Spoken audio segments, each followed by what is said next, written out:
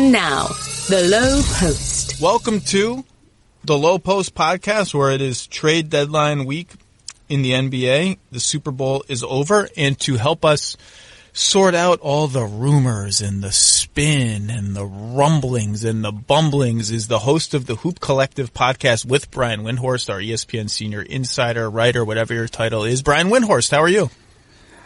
Our fun is over, Zach. From the end of the NFL season until they start training camps in July, this is when we have to do most of our work. We do get a little respite in March for the NCAA tournament. We sort of take a bit of a backseat there, but we've got to work now. Our quote-unquote light months are over. These were light months?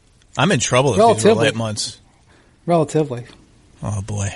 Well, the playoffs are certainly a bear. Fun, but a bear. Hey, did you watch the Super Bowl last night? Of course. Did you have a rooting interest? I live in Omaha, and there's a lot of Kansas City Chiefs fans around here. In fact, when they won the game, there were fireworks going off all across the town. So I don't really care that much about the NFL, but I was happy that a lot of people that I am around were happy that the Chiefs won. So I guess I was fine with it. I was a little torn. Do you want to hear some Lowe family trivia? Yeah, I've heard some Lowe family trivia. People come up to me and they're like, "Hey, I was in Zach's history class. My cousin was in Zach's history class.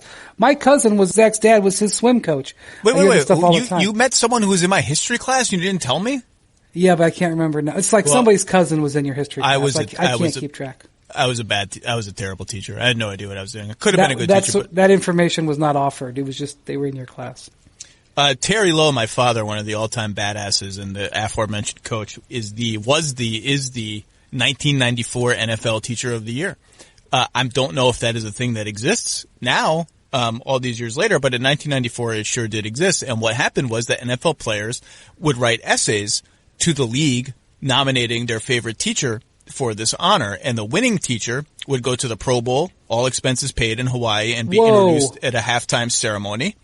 And Terry Lowe was the 1994 Teacher of the Year. Do you know who nominated him? Steve Young. He was Steve Young's calculus teacher. So I've always been partial to the 49ers. However, Kevin Kalich. Did you get to go to Hawaii as a 15-year-old or whatever, 14-year-old? I did not. I did force my dad to take a picture with Deion Sanders, who was my favorite player at the time. However, Kevin Kalich, one of my best friends from college, is a Chiefs fan who grew up in Missouri.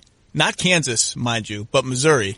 And so as a rule, whenever I am a neutral party, as I am in all football games, I root for someone who is really emotionally invested and close to me. So I was rooting for the Chiefs. So I was happy they won. That's it. It was a good game. It was fun. It was a fun game. I'm just I want to read this Steve Young essay that he wrote about your dad. That's what I'd like to get my hands on. Look, I don't know how steep the competition was for the 1994 Teacher of the Year. I don't know how many players nominated. It could be 200. It could be 5. It could be everyone. I don't know. But my dad was the winner and got to go to the Pro Bowl. It was an exciting moment. I'm sure we have it on tape. I'm sure there's a VHS tape. That's probably not even on TV, the halftime ceremony. Anyway, go Chiefs. Andy Reid seems such a nice guy. If there are bad Andy Reid stories, I don't want to hear them. Brian Windhorst, I have one introductory question for you. You ready? Okay. Who of the teams that are 2-6 in the Eastern Conference, Toronto, Boston, Miami, Indiana, Philadelphia, who is most interesting to you as a trade deadline operator out of that group? Well, I think Philly will absolutely make a move. They will get any shooter they possibly can. I feel like they don't have much to trade, as you well know and have documented. But the most interesting team to me is the Celtics, because I feel like if Clint Capella is truly available, as Woj says, I was talking with Tim Bontemps about this, who lives in Boston and tracks the Celtics. There's a trade package there that the Celtics could put together.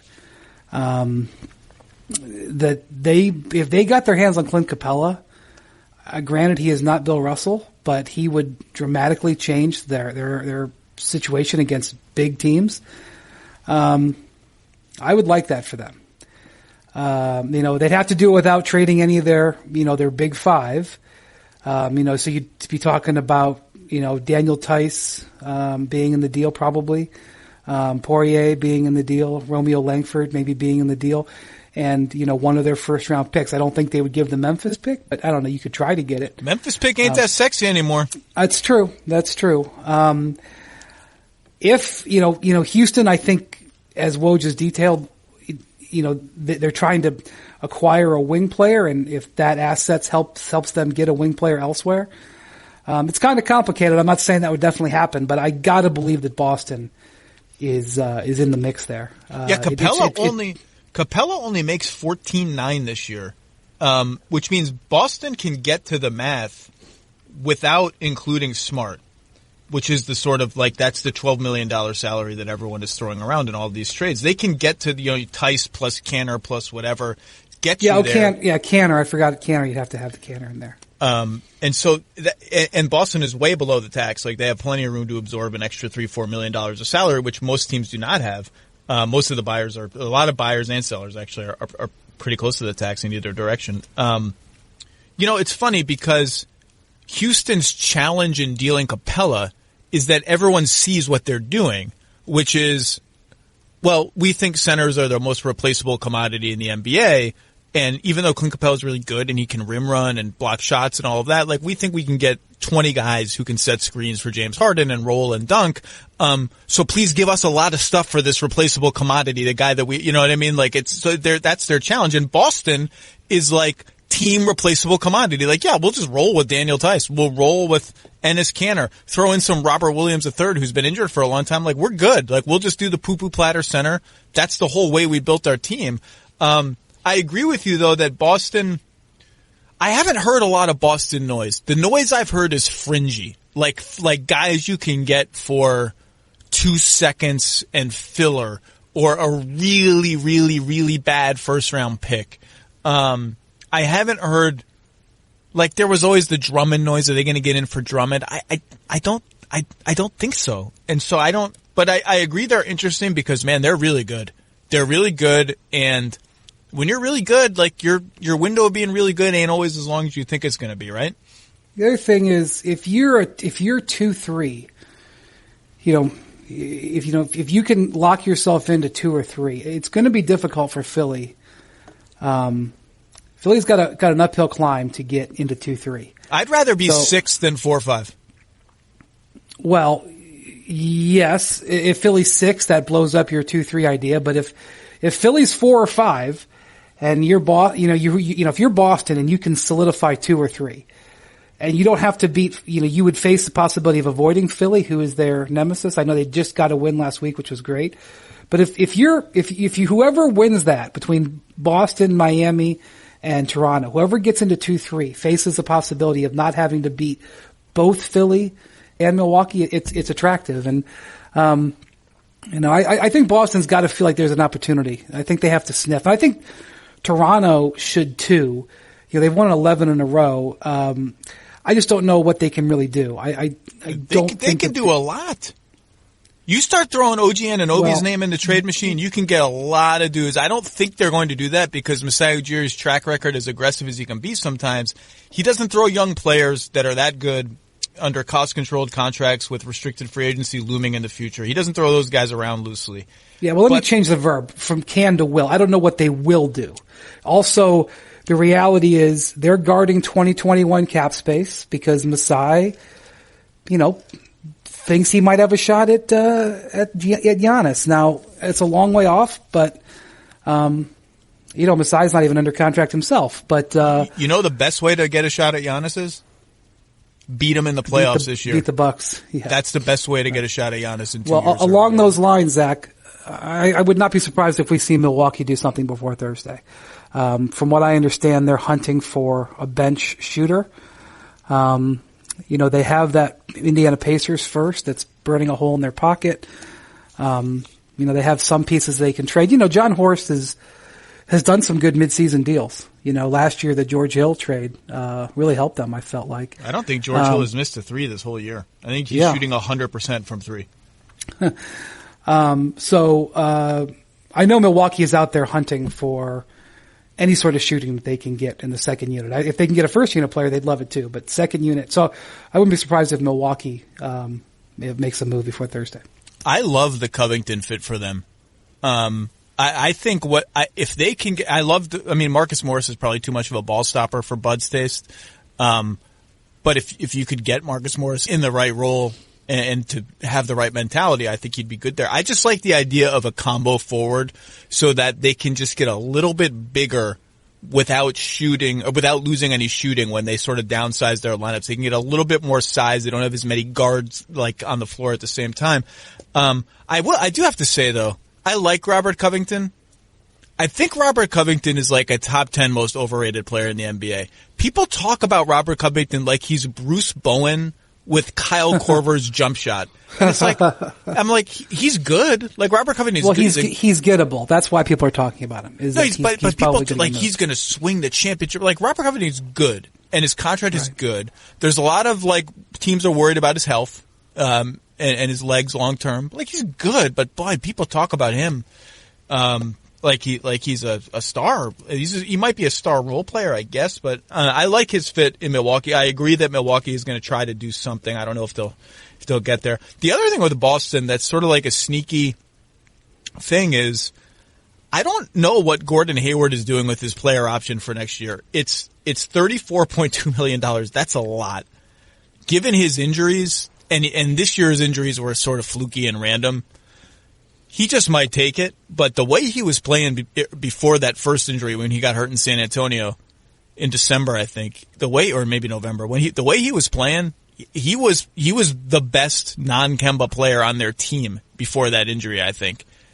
And you could see a world in which he declined that option to lock in a 4-year whatever mega contract that maybe isn't 34 per year, but is a lot of security for a guy who's had some scary injuries. I don't see a circumstance in which they trade Gordon Hayward, but do you have any intel? Like, what is he doing with that option? I don't know what he's going to do. I feel very confident that he will not be traded. No, I feel very confident he won't be traded. I just wonder if he's a name that could be in play this summer that we don't expect. Well, there's a handful of these guys who have options this summer who you're unsure of. DeRozan, Andre Drummond, guys who, if they opt out, are going to have a hard time getting the same salary that they have now, but they certainly can extend their guaranteed money. I think it's going to be an interesting summer, and I think bird rights are going to really matter a lot this summer. And so you're going to opt out if you have an understanding with your team. They're going to keep you. I think if you don't have an understanding with your team that they're going to keep you and you're going to lose your bird rights, I don't think it's a good summer to be a free agent. Do you ever feel like ticketing websites make getting to the event difficult on purpose? It's as if they're so big they can get away with not caring about the customer experience, which is the only thing they should care about. But with millions of live event tickets and a price match guarantee, which is important, SeatGeek, our old friend, proves that there's a better way. You can search for tickets for anything you want. SeatGeek gathers tickets from all over the secondary market in one place. You don't have to click on 20 different sites anymore. It rates each seat on a scale of 1 to 10. Green dots mean good deals. Red dots maybe means less good deals. It's super user-friendly. You can find tickets to everything, sports events, concerts, comedy shows, whatever it is. I have the SeatGeek app on my phone. It's by far the fastest and easiest way to find tickets. Every purchase is fully guaranteed, so you can shop for tickets with confidence. And SeatGeek will even give you $10 off your first purchase. Wow. All you need to do is use our promo code. Download the SeatGeek app today and use promo code Lowe, my last name, the name of this podcast, Lowe.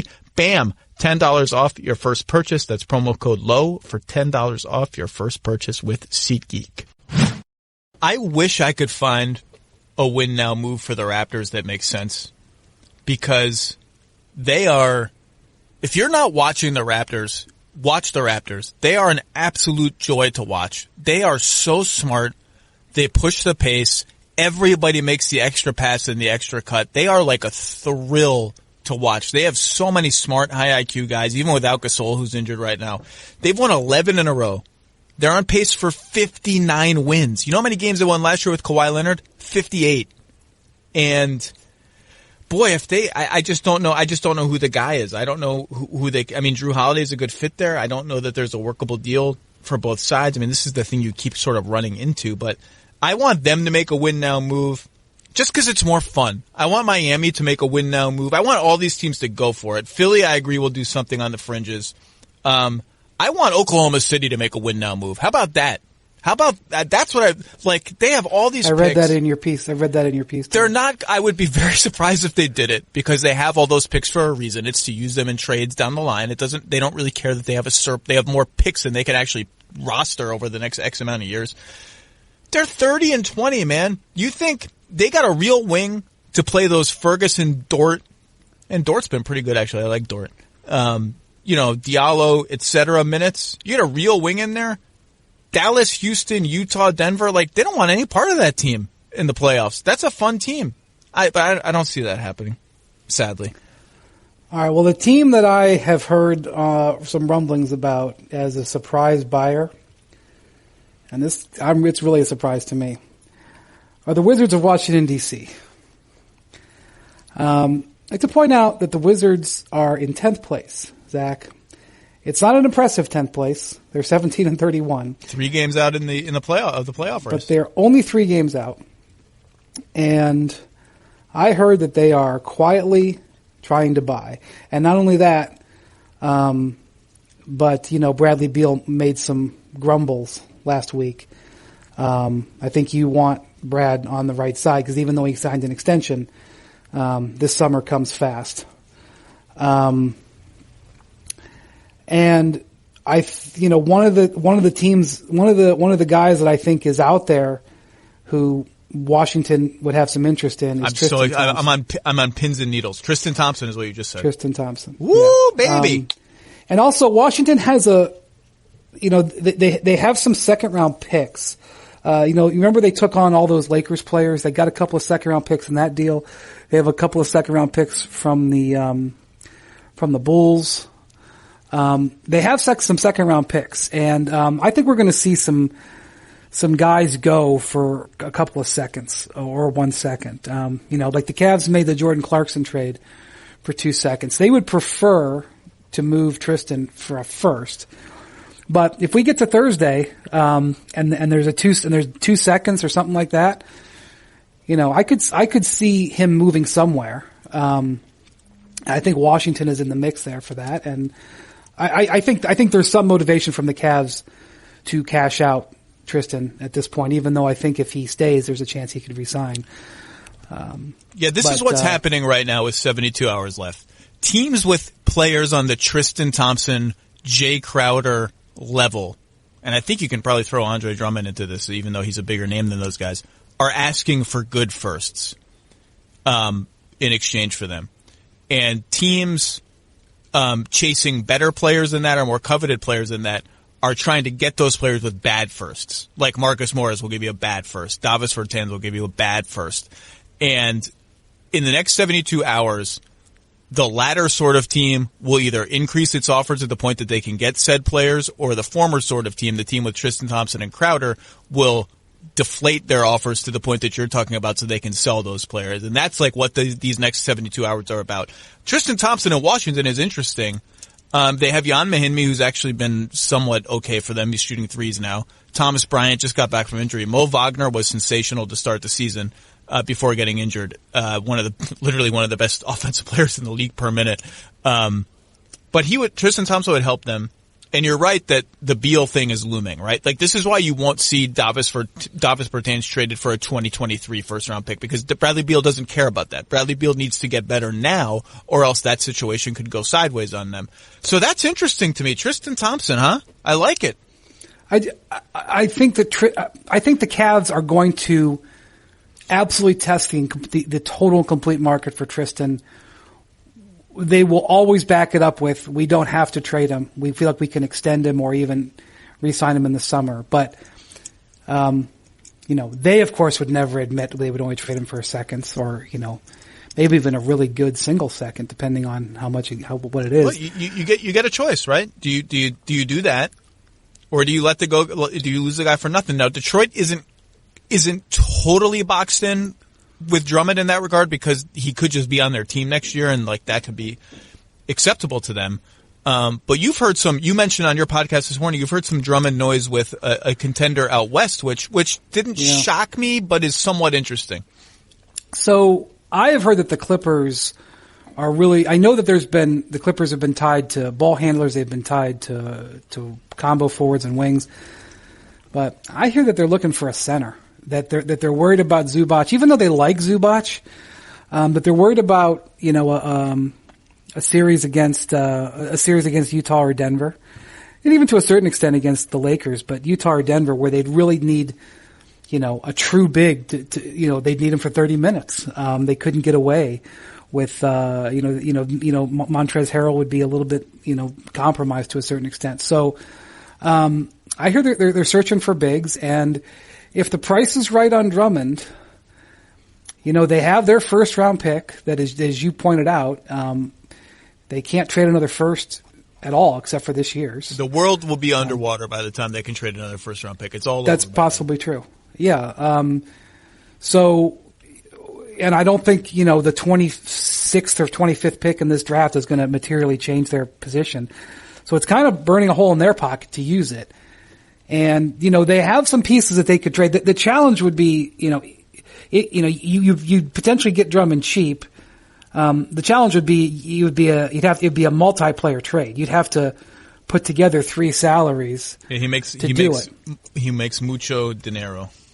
This is one of the things about the trade machine that is a flaw in my mind. I see people constructing these trades. You have to pay attention to roster spots. You can't make a 5-for-1 trade or, a 4-for-2 trade if the roster spots aren't available. And yes, if a team's motivated enough, it can happen. You can cut players, you can send players elsewhere.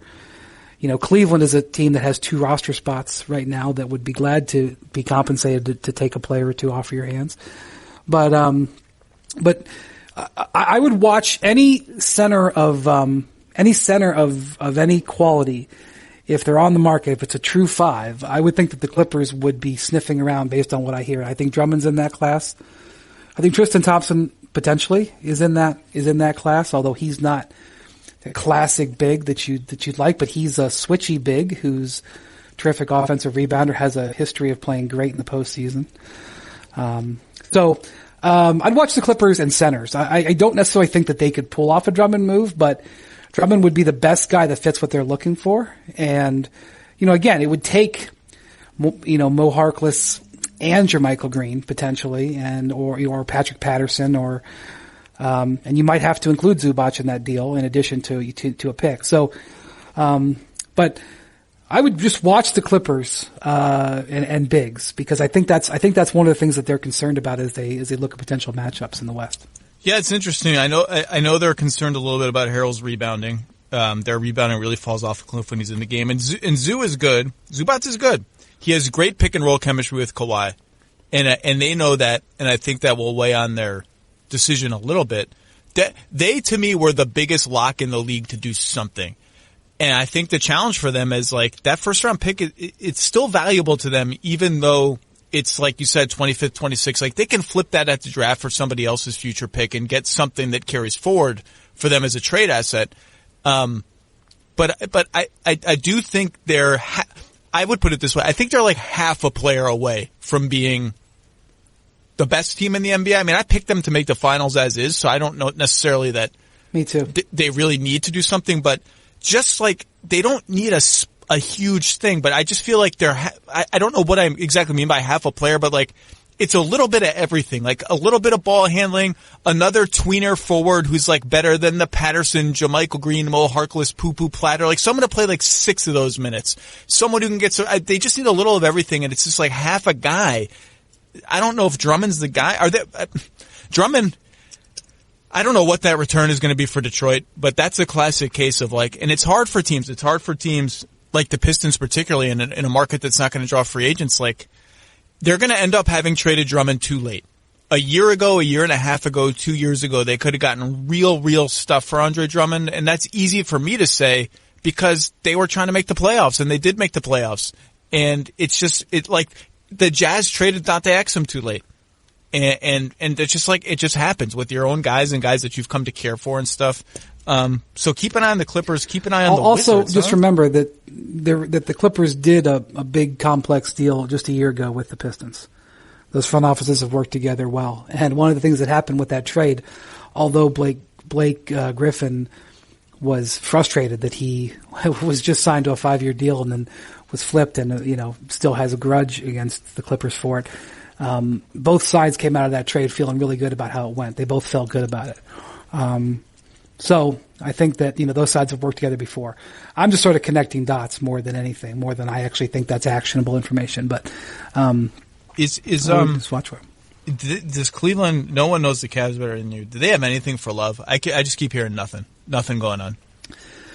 We have a fundamental problem here, which is that, the executives that I talk to think that taking on Love is something that needs to be incentivized.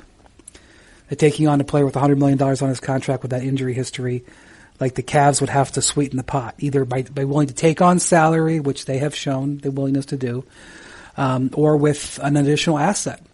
And the Cavs feel the exact opposite. The Cavs feel like that he is still a guy who can put up huge numbers, and that they should be, rewarded for trading him. That you have to pay for him, and that's a disconnect that exists right now. And he's under contract. It hasn't softened. It's been like that since they signed that extension, and it just hasn't changed. The real problem that the Cavs have is that you can sit here all you want and have a stare down with your adversaries trying to make a trade, and it's a really, really important trade for Kobe Bryant, because we all know he's going to get traded at some point, and that trade is going to end up being pretty important to them.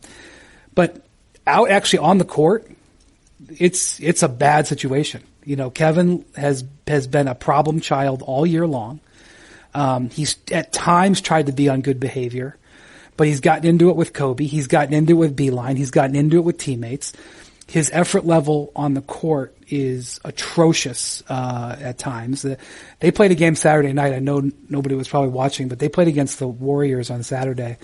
The effort that they gave overall, especially Kevin's effort, was just pathetic. And, they've got young players on the team that they're trying to mold that they think are going to be part of their future. And they got the highest paid player in their star going through the motions. Sometimes not even going through the motions on defense. And so they need to make a good move. They need to do something to help them long term. But at the same time, Kevin Love on that team right now with those young guys is not helping. So, I think it would actually help them for all parties just to get him out of there. But I don't sense that they're going to do it just to make. I mean, he's just short of wearing a shirt to a game that says "Trade me." He's done everything but that in this effort. The Chris Morris on his shoes, right? Wasn't it Chris Morris who wrote "Trade me" on his shoes? I don't remember that, but I have a vague recollection that somebody did that. Anyone who travels frequently knows how tiring it can be. Whether you're on business or on vacation, a 5-Hour Energy shot can help you stay alert and energized wherever you may be headed. 5-Hour Energy helps you get through your crazy on-the-go life. It is 0 sugar, 4 calories. 4?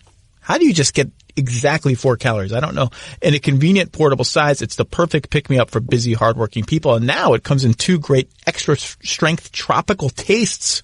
Strawberry banana and tropical burst. Ooh, they're delicious and can take you to a tropical on-the-go experience. Try them both and go online to 5hourenergy.com. That's with the number 5, not the word, and use the code LOWE, L-O-W-E, the name of this podcast, to receive a one-time offer of 10% off your order. Go to shop5hourenergy.com. Shop5hourenergy.com with the number 5 and use the promo code LOWE to receive a one-time offer of 10%. 5-Hour Energy, energy on the go. Let's talk about, I'm going to throw some random, I don't know what's going on here, teams and players, and we can just sort of have fun with it. I don't know what's going on with the Phoenix Suns. Do you? Are they a buyer or a seller? I mean, they're not completely out of it. They're in 12th or 11th. To me, the way the Blazers are playing, I would bet that they would overtake the Grizzlies. But the Pelicans are hot. Blazers, Spurs, Grizz is going to be a fun 3-team race for the rest of the season. Yeah, and New Orleans. And New Orleans is coming. That's right. Boy, I'll tell you, Zion is everything everyone said he was.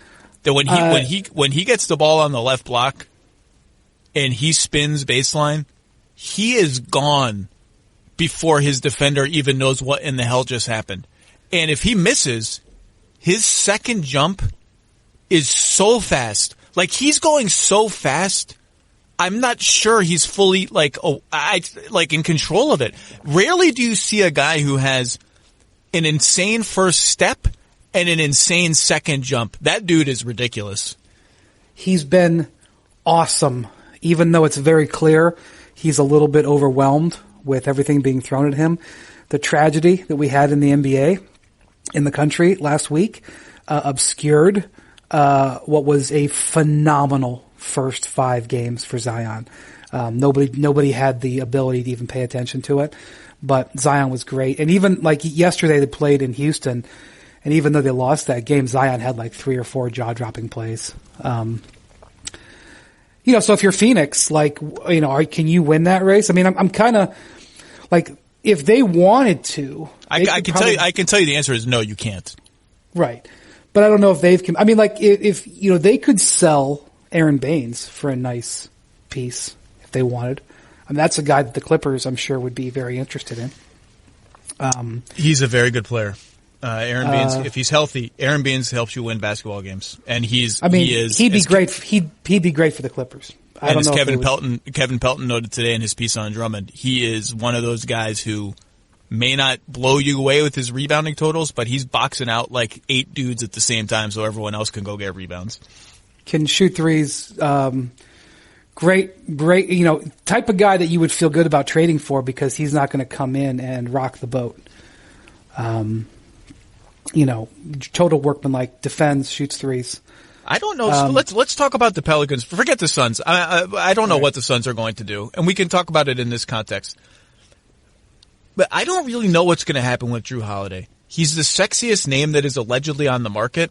I just can't tell how much on the market he actually is, and it's interesting from this perspective. I like this Pelicans team. They start Lonzo, Drew, Ingram, Zion, Favors. And then they play Zion some at center, and they play him some with Melly. But you would think that lineup is a little bit low on shooting, but Lonzo's shooting it better now. Ingram's had an amazing shooting season. And there's so much ball handling and IQ on the floor at the same time. And already it's very clear that Zion's feel and passing is the most underrated part of his game in terms of there was not a lot of hype about that, and he's already very good at that. And I feel the way about his passing the way I did about Ben Simmons' defense. When I first saw Ben Simmons play in the NBA, I was like, oh my God, this guy's a monster defensively. Nobody told me that. I like the way they play, and Drew Holiday fits all that. He's another ball handler. He's not overtaxed handling the ball with this group. On the other hand, all those guys are young. They're all on the upswing. How much do you really lose this season if you trade Drew Holiday and in return you get a league average shooting guard? The name I just made up was Gary Harris. You're half a win? Half a win this season? How many wins next year? How much difference does it actually make to have that downgrade if you can upgrade elsewhere or get some draft assets? It's a really interesting, Zion is, you just threw a 30% usage rate onto your team. So he's taken possessions from everyone, including Drew Holiday. I'm just not sure and I think Drew Holiday's really good. I'm not sure how much they lose if they can find the right deal, but it's Denver, it's Miami, it's maybe a surprise Team X. I don't hear a lot of it doesn't seem like it's going to happen. Does it seem like it's going to happen? No, I mean, in conversations that the Pelicans have had with other teams, they've expressed an interest, if they're going to do anything, in acquiring another veteran player, because one of the things that they thought led to their struggles early on was how young they were. And when Derek Favors came back from being away from the team with injury, and he had a personal tragedy, his mother passing away, that the stability that even he added to them made a humongous difference, and that they almost feel like they're too young. So the idea that they would take a stable veteran and trade him seems like it was against what they've been talking about. Having said that, if they made Drew Holiday available, there would be a bidding war, especially because of the dearth right now. And when you talk to various executives around the league, when you talk philosophy with them, one of the things that they'll talk about is the best time to sell is when nobody else is selling. And if this is why the Knicks should trade Marcus Morris. The Knicks could get a bidding war for Marcus Morris right now if they traded him. that's another Clipper option. If that the Clippers wanted to sign him in free agency, they would definitely. Right. I would be shocked if the Clippers wouldn't give up their first round pick for Marcus Morris. That's just pure speculation on my part. I want to make that clear. That just makes too much sense. Yeah. So if they actually made Holiday available, I think Miami would be bidding. I think Denver would be bidding. I think there's. But what is Miami bidding? I don't think they're bidding Hero.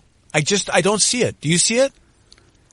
Hero's the piece that swings it like, okay, you're in the conversation now. I guess, but if I'm Miami and I traded for Drew Holiday by Thursday, I'm thinking I have a chance to win the East this year. So, let's just, here's the thing. I'm always going to be partial to Drew. By the way, I would not trade him. You made a case in your column today about from an asset standpoint. I would if I can get this. If I can get plug and play replacement who's worse than Drew Holiday and 2 to 3 future assets. So like Malik Beasley to me is not a future asset because I'm going to have to pay him a lot of money. 1 first round pick plus Malik Beasley does not interest me. If I can get Denver doesn't have a player who fits the bill, but just let's say yes they do. Yes, they do. They're not trading Michael Porter Jr. It's not worth saying. Okay, well, you're not getting Drew. This is what I would say. Well, Michael Porter Jr. by himself, I'm doing the trade in a millisecond if I'm New Orleans. Just that right. plus. But that trade's not, as you said, that trade's not available. If I can get like 2 unprotected first round picks and a plug and play player that I feel okay giving minutes to in Drew's place, I think I'd do that if I'm New Orleans. It's not an easy decision. I love Drew Holiday. I wrote a big, huge profile of Drew Holiday last year. I think he's a fantastic human being and a great player. It's not an easy decision. I just think that's what I would do. That's all.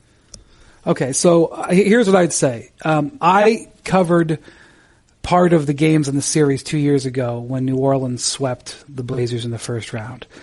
And I saw Drew Holiday at his absolute peak, shutting down to a certain, as much as you can shut down Dame Lillard, okay?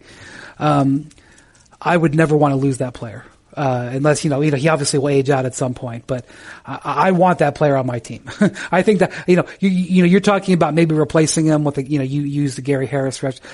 Gary Harris can't do that. So if I wanted to be a contender in the next year or two, and I think New Orleans has big aspirations for next season, I don't think he's as easily replaceable. And if I'm New Orleans, I already have assets and picks and stuff coming, from the Lakers. It's fair. I said, it's a hard decision. It is interesting you bring up that series because that series was 4 games.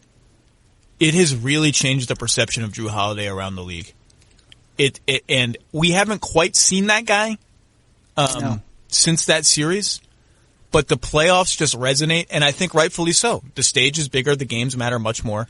I was at the games in Portland. They finished very, very strong that year. The place was absolutely rocking, as you know Portland can get. I've been to 4 playoff games in Portland the last 2 years. They lost all 4 of them because I was at the Western Conference Finals last year. But it was a jaw-dropping performance by Drew Holiday in that series. Did it leave you agog? I was gawking at those games. If I was Denver, I've said this before, and I'll just reiterate it. I'll see if you agree with me, because you pretty much said the exact opposite in your column today. Ooh, good. If I'm Denver, I'm looking at the lay of the land, and I see the Clippers and Lakers. I think the Clippers and Lakers will both be stronger a year from now. You give the Lakers their exceptions this summer. You give them a chance to sign more minimum guys who want to join that team. The chemistry there looks great. It looks like a place you want to go.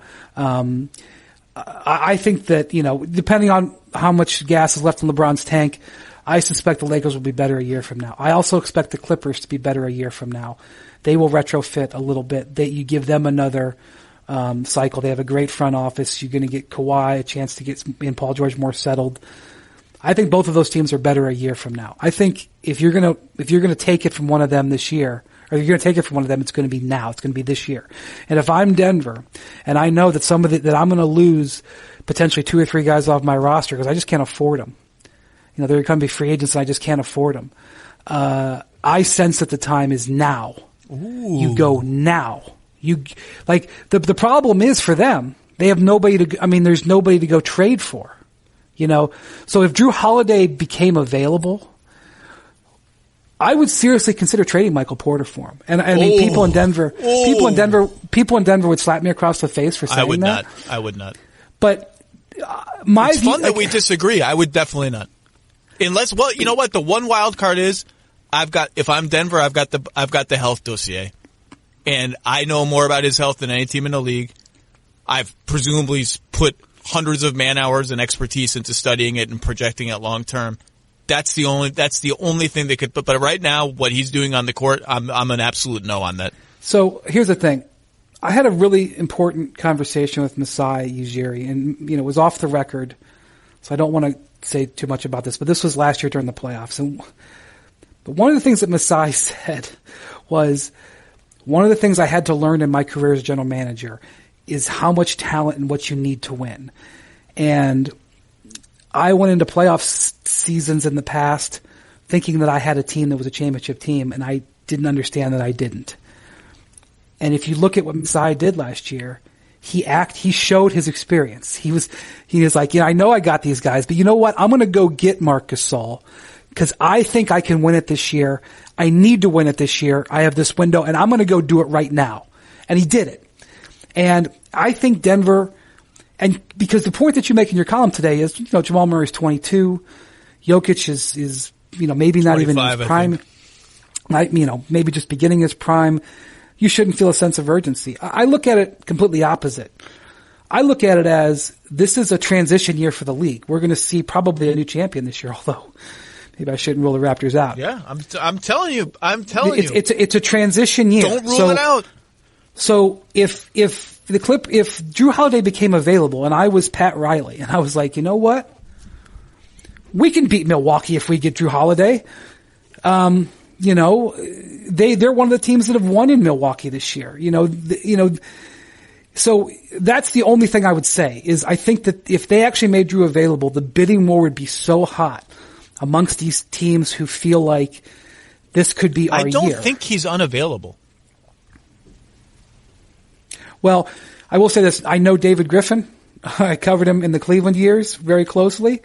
David Griffin has a saying, and it's on one hand, it sounds kind of strange, but no player is ever untradeable. Now, he may have said that about LeBron, and he probably might say that about Zion right now, but Griff never ever wants to be accused, like Chris Paul accused Daryl Morey of lying to him about availability. Griff will openly say everybody is tradable. I'm not going to there's no sacred cows. I'm not going to promise you that I won't trade you. But his answer is the same every single day of the year. And so he doesn't hem himself in. So, if you're asking me whether Drew Holiday is available, knowing David Griffin, I would say he would never say that he wouldn't be. But I just, if I were Denver, I would be absolutely hunting for big fish. And I don't, look, their ownership plays a role. They're limited by the amount that they can spend. The tax dollars are important there. They have paid the tax before, but, it's not something that's done lightly there. There's a lot of other factors than just that. But looking at the lay of the land, if I was Denver, I would be trying to hunt because this is my year. This is the year that Let me say this loudly and clearly. I am only speculating, okay? Only speculating. If Denver called David Griffin right now and said, we'll give you Michael Porter for Drew Holiday, I think that deal gets done fast. If Denver called David Griffin right now and said, we won't give you Michael Porter, but we'll give you Gary Harris, something else, and 3 unprotected first-round picks, I think they're not only in the door, I think they've kicked the door down. They are the one who knocks. They have a real chance to get Drew Holiday. If Miami called and said, we'll give you, well, Miami just doesn't have the same kind of pick equity. With all the picks they have out the door. But if Tyler Hero, Bam is not getting traded. If they said, we'll give you Tyler Hero, every pick we could possibly have, I'm not sure how many that is. It might only be 1. Plus, Griff would really just have to love Justice Winslow. You have to have faith that you can get him healthy and sort of get him back along the career path he showed. I think you can get in the door. That's all I'm saying. Well, I'm sure that Michael Porter is not on the table. But I'm saying it to make a point. Denver, today, A plan executed today is more valuable than the greatest plan in the history of the world tomorrow. Today is the operative time for Denver, in my opinion. They say the best offense is a good defense. They do say that. And that's especially true when it comes to the fuel you put in your car. It's time to help keep your engine running like new. Shell V-Power Nitro Plus Premium Gasoline is engineered to defend against 4 main engine threats, the big 4: gunk, wear, corrosion, and friction. It's Shell's most advanced fuel ever, protecting your engine like Rudy Gobert protects the rim for the Utah Jazz. How about that? Like rim protectors, not all premium fuels are the same. Now that's fuel for thought. And if you're a Fuel Rewards member, you save at least 5 cents per gallon on every fill up with gold status. That can add up. Not a member? Download the Fuel Rewards app or go to fuelrewards.com to join and never pay full price for gas again in engines that continuously use Shell V-Power Nitro Plus Premium Gasoline. Let's go around a little bit. Another team, we shortchanged Phoenix. That's fine. I don't think Phoenix is going to do anything crazy. They were always the sort of crazy Kevin Love team, but I just am not. But I'm not feeling it. Sacramento to me is now positioned as one of the more interesting teams, if not the most interesting team in the league. They are 6 games out in the loss column of the 8th seed. So they have to get religion and say, okay, yeah, we want to make the playoffs. We want to end this consecutive years away from the playoff streak. It's not happening this year. We have Bogdanovic, who's going to be a restricted free agent. We have a lot of guys. I thought Nemanja Bjelica would be the biggest no-brainer trade candidate in the whole league this year because Harrison Barnes is a 4. Bjelica is a 4, although they're playing him at center now and then. Bagley, I thought they were going to give some minutes at the 4. Now he's been injured most of the year, and they've played him mostly at the 5 his last healthy stint. So the logjam hasn't been quite as severe. But between Bogdanovic and Bjelica, and I think Harry Giles is available if anyone cares. I just think they have a lot of guys. Any feel for what they do? I think Bogdanovic is just going to come to the wire. I think it's just going to require, here are the deals, here's what's on the table. Is it worth it to us? I'll tell you what. Maybe it doesn't matter. It didn't matter. I find it hard to believe that the Serbian GM is going to trade maybe the best young Serbian player. Serbian, at least. They're both player. Serbian. Bailey's Serbian too. No, I'm talking about. I know who you're talking about. I mean, obviously, Jokic, the best young Serbian player, but certainly the best young perimeter Serbian player. I just find it hard to believe he's going to let him go. You got to wonder if they have buyer's remorse on the Buddy Hield extension. The Buddy Hield coming off the bench thing is very strange. Everything there this season starting with the 0-5 stretch has been very strange. I know he's restricted, but Bogdan does not want to be a reserve. He does not want to be a reserve, and he doesn't want to be paid like a reserve. And so, in addition to the fact that how it helps their team, I think he wants to start. He's very motivated. I learned a lot about him in China last year. He was terrific. He was one of the best players in that tournament, and he was the first one there, last one to leave. Really hard worker. I like his makeup. I don't know what his ceiling is. He's also 27. I say he's young. I guess he's not even really that young. I don't know how much better he can get. I think, paying him thinking he's going to get a lot better may be a risk. But, I think he's a pretty interesting piece. If Philly could ever get him, well, that's a huge problem. He would be great for them. He'd be great for the Lakers. I mean, he'd be great for a lot of teams. I don't have a feel for what they're going to do. And I think part of it is that they have as you said, this is a tough decision. He's really good. He's in the prime of his career. Dedmon's obviously not been a great fit. That'd be another option if the Clippers decide to go for a center. Dedmon is a guy they could probably get their hands on. I don't know if that's the greatest fit, but have you heard? Here's a name I want to throw at you.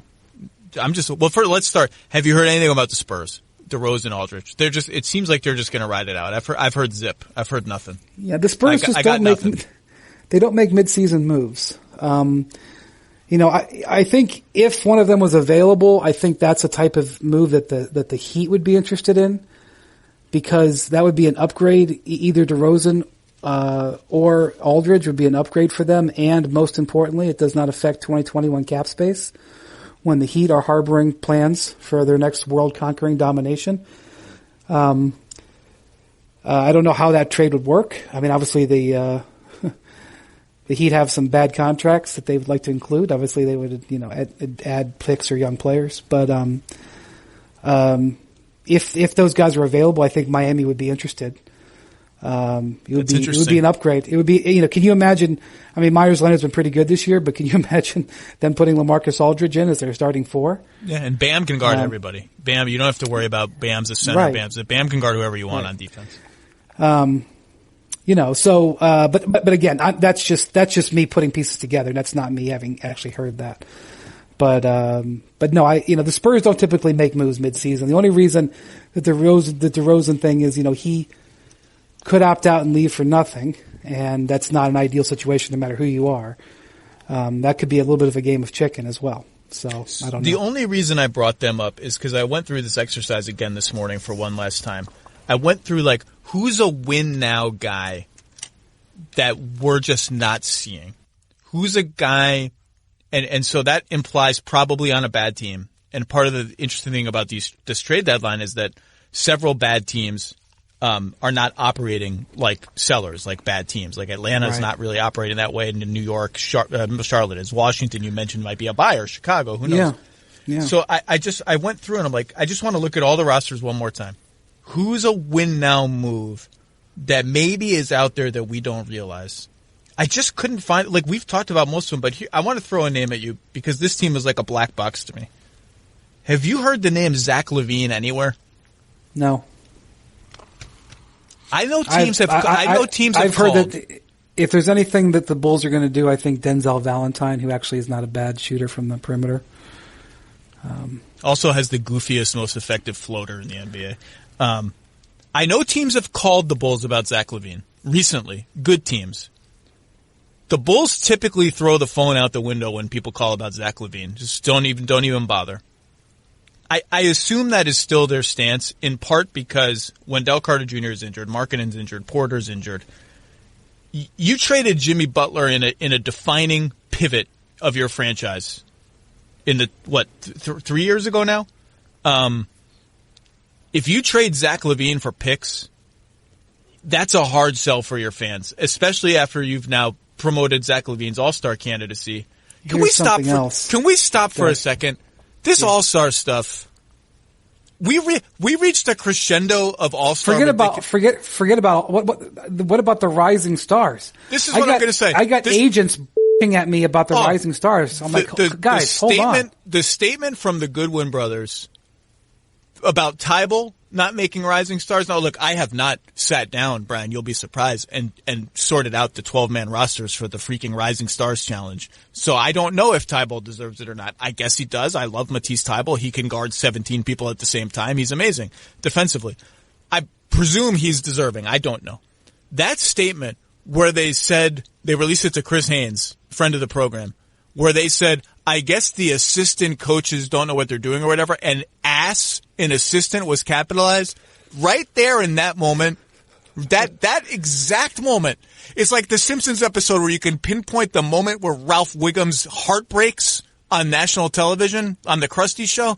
That moment was when NBA discourse reached its absolute nadir. It cannot get any stupider than that. That is the stupidest thing that has ever been said about the NBA ever, period. That was it right there. And the other thing I will say is, I don't know how you feel about this. Everyone, first of all, every game, that Thursday night, I watched the Wizards game.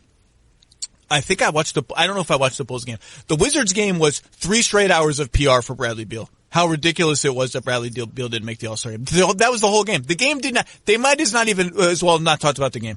James Jones, the general manager of an NBA basketball team, released a statement like he's freaking Michael Jordan coming out of retirement, a one-line statement saying, I know an All-Star, Devin Booker's an All-Star. Okay, James Jones, who's coming off the All-Star team? Who is it? By the way, I agree with you. Devin Booker should make the All-Star team. He made my All-Star team. I would have picked him over Russell Westbrook. That's my pick. You're the general manager of a team, and you're just floating this statement out. Well, who comes off? Oh, it's tampering. I can't mention it. Okay, fine. Then don't release. I wonder how you feel about this, Wendy. All of this stuff is then transitioned to, well, I think the All-Star team should be 15 names. And I get that. Like, it really does hurt to leave these guys off. How about we just start with 13? I mean, really, because 13 players are active in every NBA game. Forget 13 I could live with. I don't want 15. I actually like that. I like that it's, and again, it's easy for me to say these players are like, Devin Booker deserves it. It sucks that he's not making it. It really does. The Rising Stars Challenge, you could put 50 guys on that. I don't care. I kind of like that it's an exercise that makes me make tough decisions. That it really hurt me that Paul George didn't make my team this year. Like because he's missed so many games. Like I for some reason I like that it's just 12. And people will say, well, all NBA is 15. This should be 15. Well, all NBA is just 15. It's not 2 rosters of 15 guys. It's just 15. I don't know. I've now been sidetracked. Do you have any thoughts on this? I don't think the low point was Eric Goodwin's comment. I think it might have been Spencer Dinwiddie complaining about not getting invited to the skills challenge, which he won. And I missed that. And he flipped out and he ended up apologizing for the statements, but he said, folks don't care about me. Jackson Hayes had a profane rant, apparently. I know. I said, folks don't care about me. I'm Spencer. Quit playing. About the skills challenge? He flipped out about the skills challenge. Now, I'll tell you what. I'll set up Long Island City. He did win the skills challenge, but who cares? Who cares about the skills challenge? Long Island City, where I live, has a really wonderful boardwalk and park area on the East River. I will personally set up a skills challenge. I'll get a spare tire. I'll hang it on. I'll set up an obstacle course, and I'll invite whoever wants to come. I'll hold my own trip skills. For Spencer. It's a short trip for Spencer. Yeah, for the snubs. I'll invite the snubs. There's playground equipment we can probably make into a makeshift. Okay. So what the hell were we talking about? The Spurs? I don't remember anymore. You were talking about the Bulls. Oh, Levine. Yeah, they're not going to trade Zach LaVine, but that's a name that I would call. He's interesting. He's a very polarizing player in the league. There are definitely lots of people who think if we rescued him from the Bulls and made him a third option and gave him a more stable environment, let's say there's a redeemable winning player in there somewhere because he's so talented offensively. But I don't know. I mean, are there any, the other names, like who are we missing names, are just little names. Like I think someone should go get Alex Len. I think Thad Young is an interesting kind of name. But like these are not names that are changing anyone's world. I'll tell you one name that no one's talking about, but my guess is we'll be talking about a week from now, is Marvin Williams. He's on my list. It literally says Marvin in my notebook. So, he makes a lot of money. He's kind of hard to trade for. But his role has been reduced on purpose. Like, in fact, there could be 2 or 3 guys. I mean, I don't think the buyout market is going to be that robust this year. It's funny you say that because the GM told me just yesterday, isn't it weird that I just haven't heard anything about the buyout market? Normally you hear teams saying, well, why am I going to trade for that guy? He's going to be on the buyout market. It just hasn't happened this year. Well, and Charlotte, they've made the decision to play their young guys, and they were open with their veterans before the season even started. Look, you're going to get less minutes, and so they've benched some guys. I mean, Batum has been reduced. Kid Gilchrist doesn't play anymore. Biyombo, I think, is an option as a buyout candidate, but Marvin Williams is an interesting guy. I mean, he's very experienced. He's low maintenance. Still shoots the 3-pointer pretty well, has a pretty small role there, and, is probably going to be a guy that's going to want a buyout. He could help a lot of teams. Now, he's a guy where, I don't see why you couldn't, when I think of a team like Dallas, Dallas has Courtney Lee and some assets. I think you could probably get a guy like Marvin Williams for next to nothing, because they're possibly going to buy him out. I'm surprised Dallas, there is not that Courtney Lee plus 2 seconds package, and they have Golden State second, which is a good pick. Maybe that's why. Maybe they just want to keep that pick. That's just sitting there, and I'm surprised that they've also got some young guys on their roster who they could, toss in as well that could act as good assets. I'm surprised. I think if Marvin Williams gets bought out in a week, okay, and it may not be a week. The buyout deadline's not till the end of the month. You watch, there'll be 4 or 5 teams crawling all over themselves to for get sure. Yeah, about no one's talking about him at all. That Dallas thing, I just guessed that that Memphis is operating as if they have an Andre Iguodala deal they would do. And so I just guessed, it's pure speculation, that Dallas package is something that they would do. Mark Stein, our friend, has said that's not the case. They're not in on Iguodala, which is okay, interesting to me. That deal makes a lot of sense to me. Maybe they just like that. Tim McMahon, who's our Dallas guy, he has said one thing repeatedly, that Dallas is denying that they're out trolling for Covington or Iguodala, but that Dallas is known for not telling the truth. Who knows? That makes a lot of sense to me as a trade for them. Larry Nance Jr. to me is an interesting one. Before the Mavs acquired Cauley Stein, I thought that might be a name I would go to as sort of a Dwight Powell facsimile. Now, obviously, he has several years on his contract, as do Maxi Kleber, as do Dwight Powell, so that's maybe a problem. But that's a name I thought of, and it would be maybe he doesn't care, and I guess that's all that matters. It would be fun if Vince Carter attached himself to one of these teams that has a chance to win. He's not having a great season. I don't care. He's 43. He's 42. Right. He's dunking or whatever he is. It's ridiculous. He shouldn't be having a great season. Right. Well, yeah. What would be good is if he requested it. This is not kind of who he is. He has not chased rings. Going to Sacramento, stay with Atlanta. I'm surprised we haven't heard about an all-star spot for him like they did with Wade and Dirk last year. Well, he hasn't. I guess Dirk hadn't announced his retirement either. But he hasn't officially said he's going to retire. But I don't know. But maybe we will. Probably would have been happened by now. But if Vince asked for his release, I'm sure they would give it to him and he could pick where he could go. But that's not. I've talked to him about this. He doesn't want to chase a ring. Why do you think he'd much rather have a role with the team? Isn't it interesting to you that Atlanta seems so hell-bent on getting a center? I think that, first off, there's two things at play there.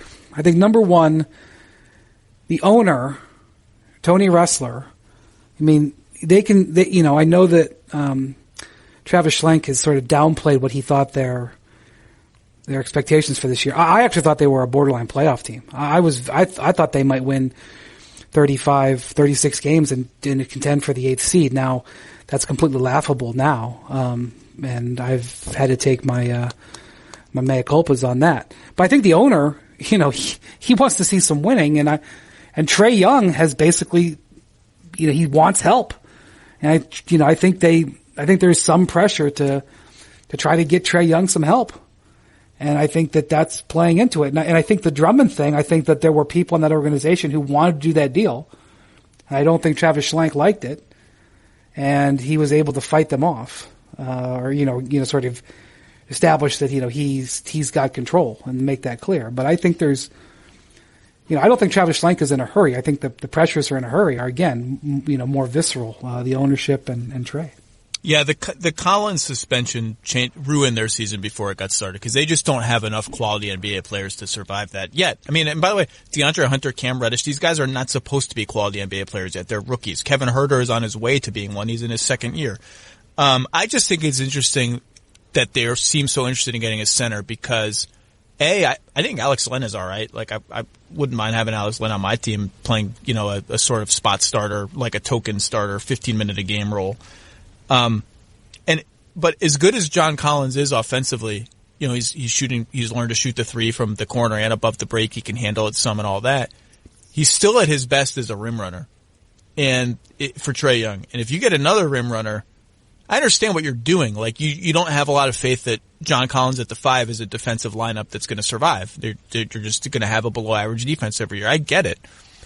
I just wonder how that's good. Like John Collins and Clint Capella. I get you stagger them, this and that, but offensively, that's a fit that is going to take some work and is not obvious to me, as something that I would be like coveting, I guess. That's all. Anything else we haven't covered?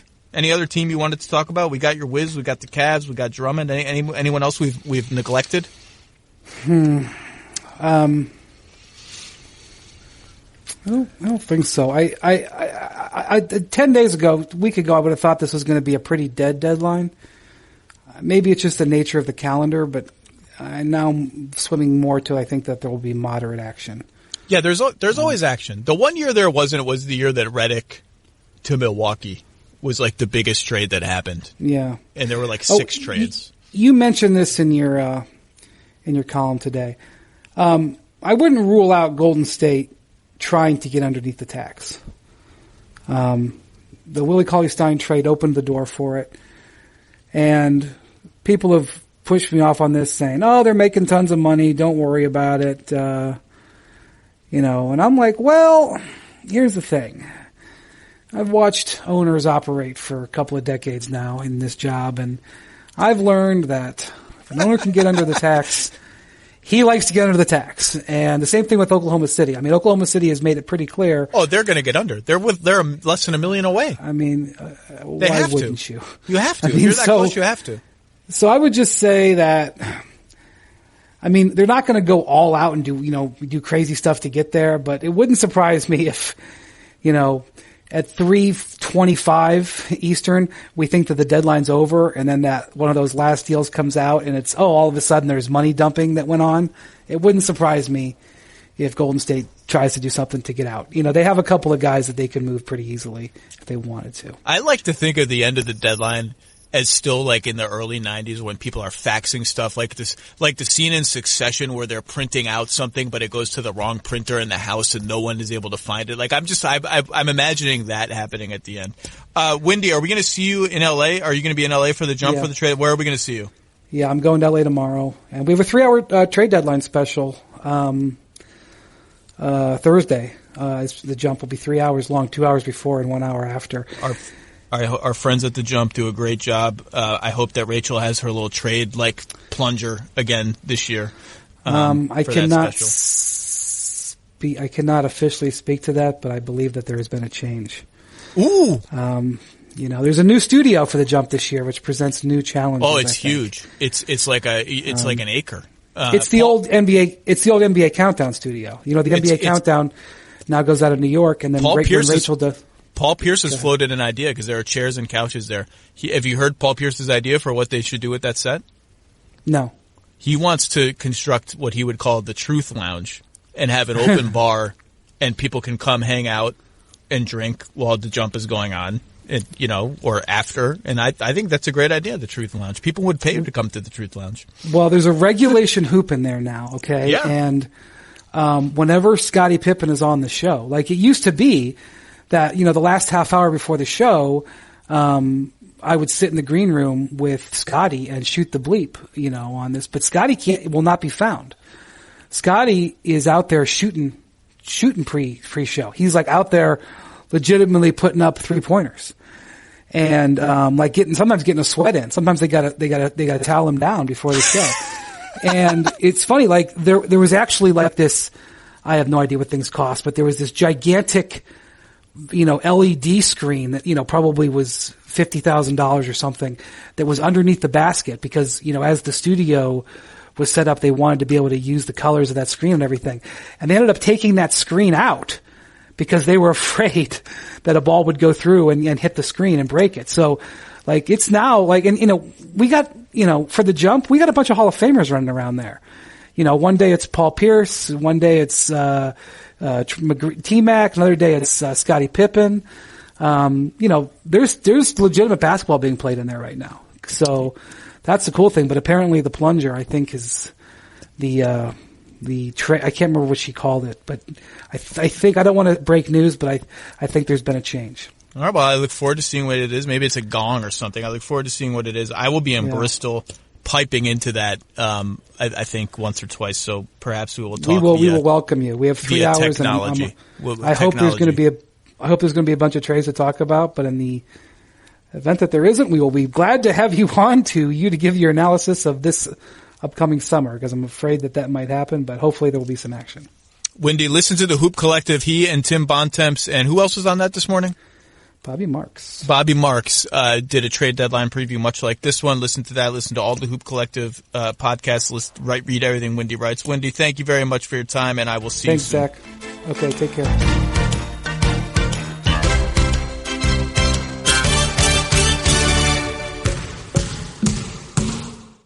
The Lowe Post is presented by Goodyear. Drive always discovers possibilities. Goodyear, more driven.